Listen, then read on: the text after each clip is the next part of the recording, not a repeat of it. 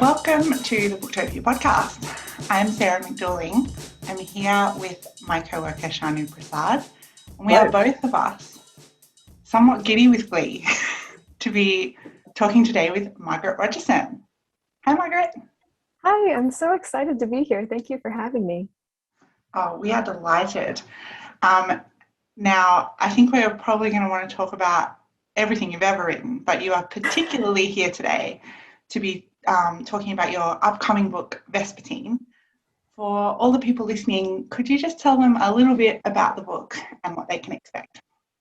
Yes, so my elevator pitch for Vespertine is that it's about a girl training to be a nun who awakens an ancient spirit bound to a saint's relic and wields its power to battle the undead. I sort of jokingly describe it as medieval Venom with a nun and a ghost. It's, I think, a little bit darker than my previous books, if you're familiar with them, but nevertheless is ultimately, I would say, light and hopeful in tone. Absolutely. And I think that's one of the things that I loved most about the book is that you look at the cover and you think, oh, okay, I think I know what I'm in for here. And then you open it up and the main character, Artemisia's voice, is so fresh and wonderful.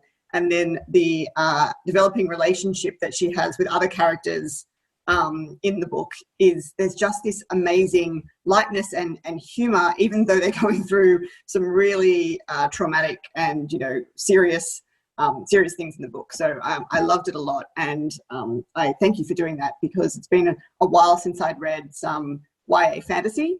And it was just so refreshing to read something that made me laugh and just go, yeah. While I was reading, I was like, you go, do this. And I was messaging Sarah as I was reading it going, oh, this is the one you told me to read. Oh my God, I'm so glad I'm reading it today. It's just exactly what I needed in the middle of our interminably long lockdown that we're having. Oh gosh. Yeah, that makes me so happy. Joy. Yeah.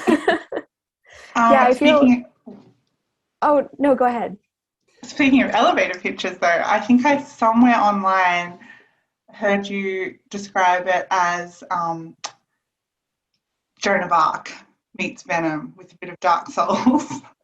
Yes, also that. That was the best thing I'd ever heard. So that was my first knowledge that you had a new book coming, was that elevator pitch, and I nearly passed out. I was like, that sounds like the best thing I've ever heard. And having read it, I'm inclined to throw Ghostbusters in the mix just because of the extraordinarily detailed hierarchy of ghosts that you have created for this world. And the camaraderie that you end up with of the ghost fighting kind of band of people, where some of them do the fighting and some of them do the support of the fighter. And so I thought that just that was good when Sarah mentioned that to me. I'm like, yeah, I can totally see that. But there's also some ghost friending as well. So I don't know how that works. Ghost friending, Ghostbusters. Ghost friending. Well, it's complicated. It's a complicated mix, right? And that's what we love about your work, that you can blend together these different ideas of not everyone is who they seem, and just because you are supposed to be known to be a certain way doesn't necessarily mean that that's really all you are, or who you are. What was interesting to you about sort of exploring those ideas? Because I feel like you've explored that kind of those sorts of concepts and themes in all of your books. Yeah, sword wielding librarians, people aren't always as expected. Yeah, I think I like characters who turn out not to be quite who you expect based on your initial impression of them. I just like it when characters surprise me as a reader. So that's something that I like to write about as well. I don't know if I wish I had a more sort of highbrow answer to this, but really I just find it compelling to write characters who are surprising and not quite what they seem, and perhaps a little bit gray in their morality, especially if they're inhuman characters. I also find that interesting to write. How do you define a good character, a good person versus a bad person, particularly when they're sort of this entity who is not bound by the same rules of human morality. I find that to be interesting. It is quite a challenge you set yourself, having one of the main characters of this book only really exist inside the protagonist's head. What aspect of that, like, was that difficult to, because you can't have any kind of physical description of how people are reacting, you just have a voice. That was very difficult. I actually didn't think about that a whole lot. And then I started writing and I realized how much I rely on body language to convey character. And in the complete absence of body language, it was actually quite hard to write the Revenant, particularly because it's one of the two main characters and one of the characters who is with Artemisia when she's on her own a great deal of the time. So it's just the two of them playing off of each other. So I did find that really challenging at first. I'm glad that you find that I pulled it off successfully, because that was a great challenge of the book. I think ultimately the solution was just making the Revenant very talkative. Yes. Which, it certainly has sort of an internal body language where it still can affect Artemisia physically in certain ways, and I sort of use that as a substitute for body language, I think. But yeah, not having facial expressions, even though if the Revenant did exist outside her body, it still wouldn't have facial expressions, however, so that's worth noting. But particularly well done to have such a strong character come through and not be embodied at any point during the story. And I actually read the book twice, Margaret, because I read the book and I was like, gosh, that was really good. And then, but that was a few weeks ago. And then as we were approaching the podcast, I often like flip through again just to remind myself of questions that I wanted to ask. But I couldn't just flip through Vespertine. I fell right back into it and had a much more luxurious reread where I was able to really notice and marvel over things like that, because it didn't strike me when I was reading it the first time how hard it must be to do that, but it's done so well. I'm so glad you brought that up, because I had forgotten completely about that. It's like somehow you just forget about the hard things after they're done, and you just go, oh, this is the beautiful result that I have here. It was also a COVID book, so I just have sort of very strange memories of writing those parts right in the beginning of lockdown in the United States. Was when I was writing the first part of the book. Yeah. Yeah, that would have been some sort of challenge. Had you done a lot of sort of research before? Because obviously we're in a fantasy world, but I don't know, I felt when I was reading it that I was in a sort of a little bit like a version of a medieval France. That's kind of where my head was sort of thinking in terms of what I was picturing the world to look like. But do you do, and obviously in Sorcery of Thorns, it's more of an 18th century kind of, there's technology in the world. So, you know, you set books in different times. Do you do like a lot of research before you start about what kind of like reference points you want to have for the book, or do you kind of just start with the concept and then work back to sort of work out what time period would fit that best? I would say concept first, for sure, and then I will settle on a time period just based on what I feel would work for the story. I don't do a lot of research, but I do try to do enough that I can create a relatively authentic feeling sense of place. So what the characters are wearing and what they're eating and what kind of textiles they're using and that sort of thing. I like that sort of background information because it allows you to build a sense of time period and setting without really going to a lot of effort. You can just sort of plant that in the reader's mind. Yeah. Absolutely. That is actually quite satisfying when you're just like, oh, I think this must be kind of this sort of thing because these sorts of things are happening, and then you're like, yes, she is this nun is wearing these kind of medieval kind of style clothes and the weapons and stuff. It just adds such a layer of visual interest in your own mind when you're reading a book, when you can just have that world already already open to you right from the beginning of the book, rather than having to spend half of your brain power trying to work out what's going on. I also love any kind of fantasy with a vaguely French Middle Ages feel. Like I'm a big fan of the Robin Lefebvre's His Fair Assassins. Yes. And like that whole vibe is just delicious to me. And I think adding in this kind of spirit ghost world, that magic system that basically that you created, was just, I was in heaven. I loved it so much. And the first time I read it, I was under the impression it was a standalone novel, and I was perfectly satisfied with the book as the way it ends, like a little somewhat open but conclusion, right? And then it wasn't until the second read that I had gained the information that this will be a duology.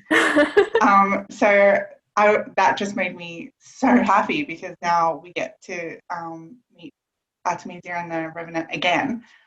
But from your point of view as the writer of these books, this is the first one you've written where you've intended to continue the series. Was that difficult for you, or did you always know it would be a duology when you were writing it? I did originally conceive of it as a series, just because I felt as though Artemisia's story had more to give than just one book. I was also really tired of creating worlds and then moving on from them after one book, because after you spend that much time creating a world, it's very hard to just spend one book in that world and then just leave, because you've done so much work and you just can't help but think, I could use this again. So that was... No, I was just saying, yes, I can totally imagine that if you spent all that time and you basically, it's like creating a whole world, but just living in one suburb. And, and there's all these other suburbs that you haven't yet, visited. That's exactly. And you're like, why am I going to another country when I haven't even, explored this country that I'm in right now? Hey, look, and I can relate as the reader. I never want to leave those worlds. Yeah. But we also are very happy that you create different worlds, because we've loved all of them. But yeah, absolutely. I think we can see in Vespertine that she comes to a point in the end of the book, and that she's at a point in life, but that you can see that there is more to do. Have you? Is it definitely going to just be a duology though? Is it definitely two books, or you're still, or there's potential to? I'm going to wait for the answer to this with bated breath. I don't know if this is something I can answer, unfortunately, and maybe top secret information. Just the fact that you can't easily answer yes, it's only two is enough for me. I don't want to raise your hopes too high. It's mostly that I'm just not 100% sure yet. So that sort of has to be something that I will figure out with my publisher. So I can't definitively answer that currently. Hey, I like that ambiguity. I'm all for a maybe, possibly, can't really say answer. You touched briefly on that you wrote that the book is the darkest thing that you have written. For anyone listening though, I just want to say it's not oppressively dark. It's just a little bit, goes to some little bit darker places than your previous books, and that you wrote it in lockdown. Could you expand on that experience a little bit, and how that came about, and maybe is the book the way you intended it to be were it not for lockdown, or did it kind of end up a bit different? I do think that it would have been a bit of a different book had I not written it under lockdown. It's funny because you would imagine that with lockdown, authors would suddenly be writing all the time and have a lot more time to write because we'd be stuck inside all day long. I did not find that to be the case, because I realized that so much of my ability to write comes from observing people and being with people and refilling my creative well by going out and doing things. So this was by far the hardest book to write that I've ever tried to write. It was really, really hard. I had to rewrite some of the scenes 12 plus times before they would even start to read like they had been written by a human being instead of a depressed artificial intelligence, because I just couldn't remember, what do people say when they talk to each other? What do their faces look like when they're talking to each other? It was just it was a bizarre experience, and it was very hard. That sounds like Artemisia. That sounds like that puts her in a framework that, and I kind of understand a lot more how you might write a character like Artemisia while in that frame of mind. it's so interesting because that part of her character was in place before lockdown and before COVID. But I certainly do think that lockdown shaped her to an extent,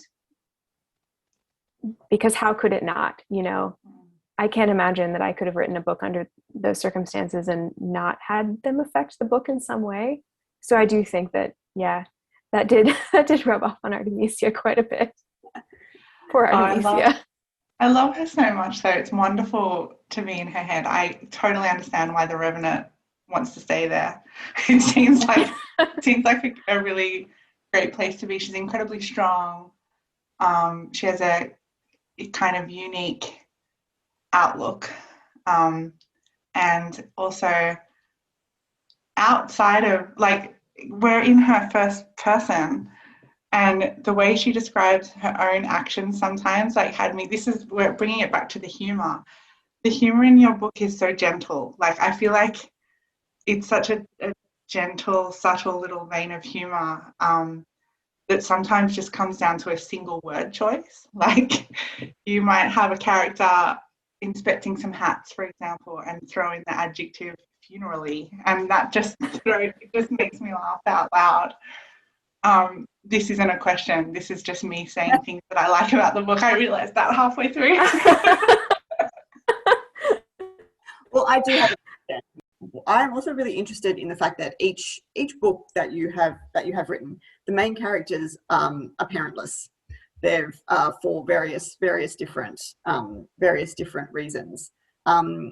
Is there something particularly what is it particularly that appeals to you about writing these kind of orphan main characters? Is it because that all of their normal support structure that you'd expect to have has been stripped away, so you get to build, because they seem to build their own families or their own relationships on their own terms with the people in their lives, rather than this like normal familial structure? I think that is twofold, or maybe threefold. It is that I really like the found family trope. I also find that it is just easier to write a character who doesn't have those parental attachments, because then there's no one who is stopping them from doing things. I will say, I think Artemisia is the first in the sense that she has a family and every member of her family is alive. She's just parted from them because she was taken to the convent. Yes, and they may have a future appearance. Oh my God. A first for me, actual living parents. Speaking of the found family, the other characters that we get to meet and kind of really fall in love with were like Marguerite. What a great character! Like, you really think she's one particular way, and you know what she's like, and then she turns into, like you said, you love writing this kind of characters that are not what they seem. But I feel like that's a really great metaphor for, like, particularly if they're teenagers, like, younger teenagers reading this book, who absolutely can, because it's, perfectly, as I said, it's dark, but it's not inappropriate for kids. But such a great way of, like, sort of, not, you don't want to ever teach people things in your books, but to show people that maybe don't judge people by how you're feeling about something at the time. Every person has their own experience and why they're behaving some sort of way. Is that something you think about when you're writing, or is it just it just happens to kind of come out and that's how you like to write, so that's the outcome? So that's a bit of a convoluted question there. Probably a common. I think it's a combination. No, that's a great question. I think it's a combination of the two, where it's just something I like to write about, and then also something that I specifically set out to write about. I really find female friendships to be important in books. I love reading about friendships, and I think with Marguerite and Artemisia, there's such opposites. Yes. I don't want to spoil too much for the reader, because no. It is kind of an interesting, but I think at that age, so much of what you think about other young people is sort of a misunderstanding, or like a surface level image that you have of another person. And I just find it interesting to sort of strip that away and put characters in situations where they have no choice to be honest with each other and sort of realize that they actually can be good friends. I think that Marguerite and Artemisia are hilarious because they remind me sort of the goth girl who's friends with like the preppiest girl at the high school. I just really love their dynamic. I think it's so fun. They did have a great dynamic, and the book is actually full of so many different relationships that are, I guess, that you could describe as like reluctant friendships, or like I don't know how to put it into words, but people who I guess I'll phrase it like this. Artemisia goes through several times this realization that not only what she thinks of someone else, but the way she imagines they view her are just not what she thinks. I think my favorite description is when there's been an incident, and then people are talking about her afterwards, and someone says, oh, I saw her, and she says, oh, you did? How did she look? And the person's like, oh, beautiful. And she's like, well, that wasn't me then. Like, she just it was a great moment. I loved that moment. She literally just dismisses it, but not in a self-pitying way, but just in this like idea of, well, no, that can't be me because I have this. Artemisia doesn't have a self-pitying bone in her body. I don't think. She's like of who she is and how she presents to other people. But she still ends up with misunderstandings throughout the book. So I think that's great. I think we can all relate to that experience. I know I certainly can. I want to get superficial and talk about the look of the book, because, oh my God, the covers of all of your books with the beautiful Charlie Bowalter artwork are like, just make them not only enchanting to read, but just stunning to behold. This one in particular is jaw-dropping. Could you just tell us a little bit about how the covers came to be and how you came to work with Charlie? Oh my gosh. Every time I see a cover for one of my books for the first time, I cry, basically. It is such a privilege to have such beautiful covers. I remember with my first book, An Enchantment of Ravens, I did not know anything about what the cover was going to look like or who was working on it. I was hoping that it would be illustrated, but I did not know for sure whether that was going to happen or not. And then one day I just got an email in my inbox that was, hey, Margaret, here's the cover for your book. Oh, wow. And it was one of the coolest things that has ever happened to me. It was just amazing. And I'm not really involved in the creation of my covers really at all. I think for Vespertine, I had more input because we were on such a tight schedule. They were actually making the cover when I was only like a third of the way through writing the book. A bit more information. Yes, it was another COVID-related delay, but so I did get to provide some imagery, like here are some things that you may want to put on the cover. And they actually ended up using a lot of that, which was really cool because prior to that, I've not really had an involvement in the cover process, but for good reason, because Charlie and Sonia, who's the art director, just do such a fantastic job, such a good job.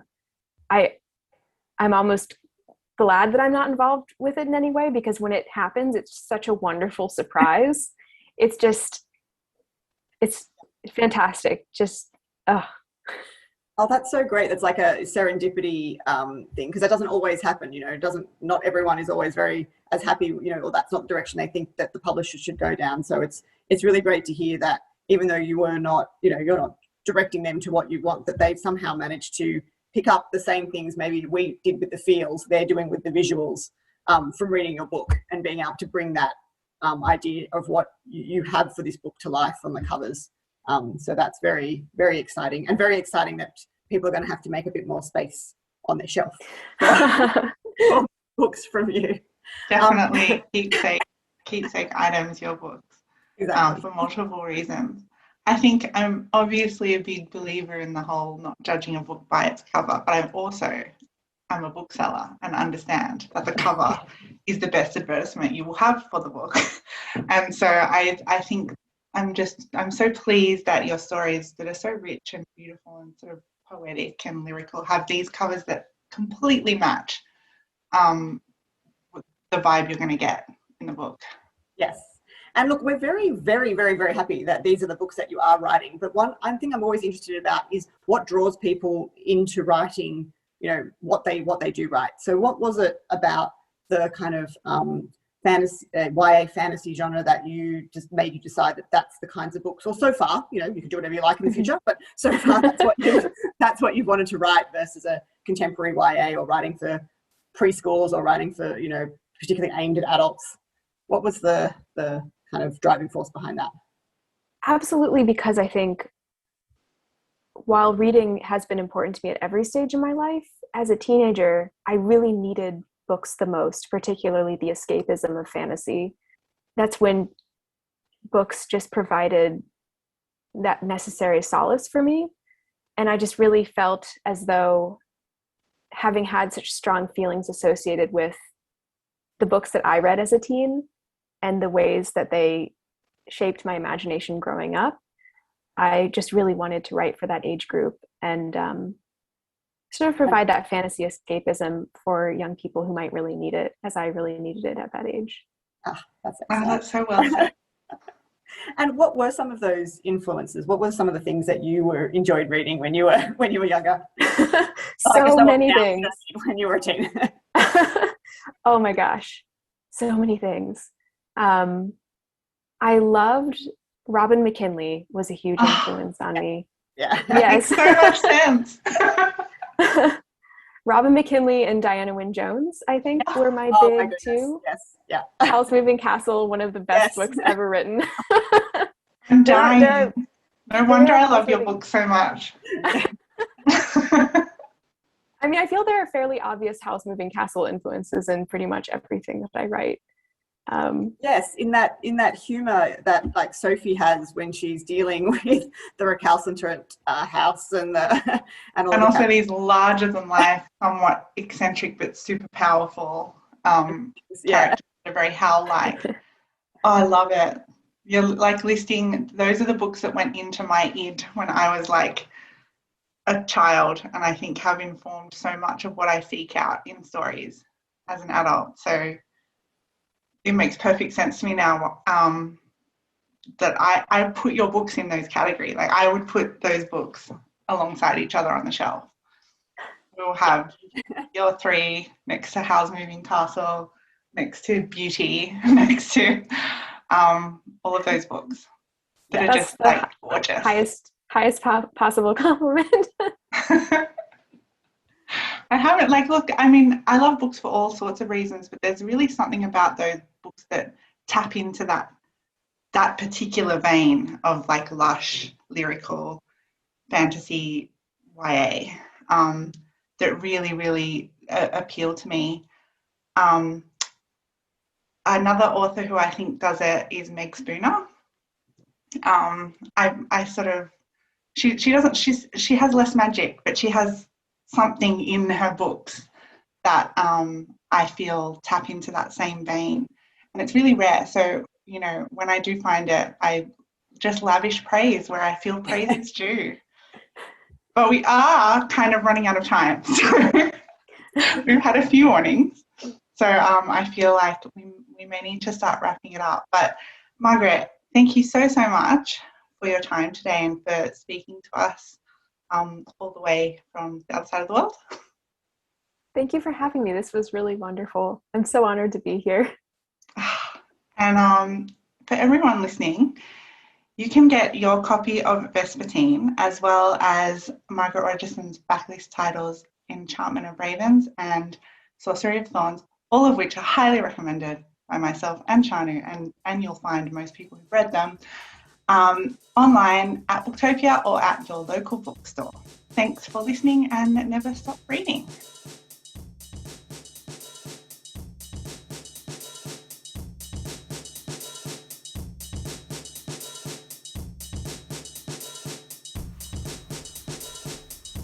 Thank you for listening to the Booktopia podcast channel. Don't forget, you can subscribe to us on SoundCloud and iTunes for free and get access to hundreds of author discussions, book analysis pieces, and more. Or, if your eyes need a workout, head to Booktopia TV on YouTube. Don't forget, for all books featured in this podcast and for access to a whole bunch of other fun content on our blog, head to Booktopia, Australia's local bookstore, at booktopia.com.au.